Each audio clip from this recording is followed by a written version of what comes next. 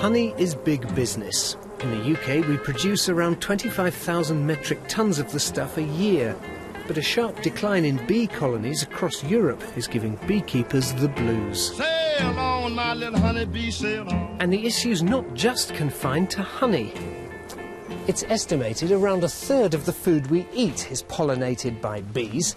So news that around a third of honeybee colonies didn't survive the winter is a major concern. The government says the losses are the worst since they began collecting data. Dorset beekeeper Ian Homer is one of hundreds of apiarists affected.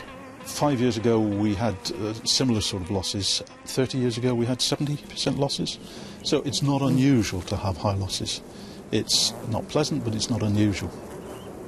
Pollen is the protein that the bees need, and nectar, or honey, is the carbohydrate. The European Commission say the decline in bee colonies is in part due to neonicotinoid pesticides used in agriculture. So from December, neonics will be banned for a 2-year trial. 2 years is a short time. The moratorium comes into effect on the 1st of December this year, by which time all of the autumn sown crops will be in the ground. So for beekeepers, the period without neonics will be rather less than 2 years. Ideally, we'd like to see a longer period where some valid objective research can be carried out. The value of bees is not just to the honey market, which is worth £200 million a year, according to the National Audit Office. But as far as wider pollination goes of a range of fruit and vegetables, the figure is closer to £1 billion.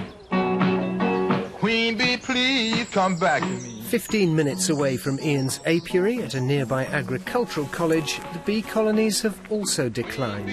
We had a very, very long winter this year, and I think it's fair to say that we're at least a month behind, if not 5 weeks behind. Here there are fears about the impact of banning neonic pesticides. I guess our biggest concern is the use of return to widespread spraying, which drifts and can affect the honeybee greatly, as it has done in the past. And a range of other insects and wildlife as well? Yes, indeed. It's not just the honeybee. I mean, it's the pesticides are dealing with all pollinators, and that pollinators are absolutely critical to good crop yields. If we don't have them, I'm afraid food prices will rocket. Environmental campaigners are calling on the government to make the issue a priority and come up with a bee action plan. Farmers and growers really do need some help to start finding better ways of producing and protecting crops in ways that they can be sure are not harming bees and other vital pollinating insects. So let's use that time that we have now when the ban comes in and the 2-year period to really start helping farmers and growers find other ways of growing crops, but also safer chemicals if they're going to use them. I hear a lot of buzzing. The government says it's against the proposal for a ban because scientific evidence doesn't support it.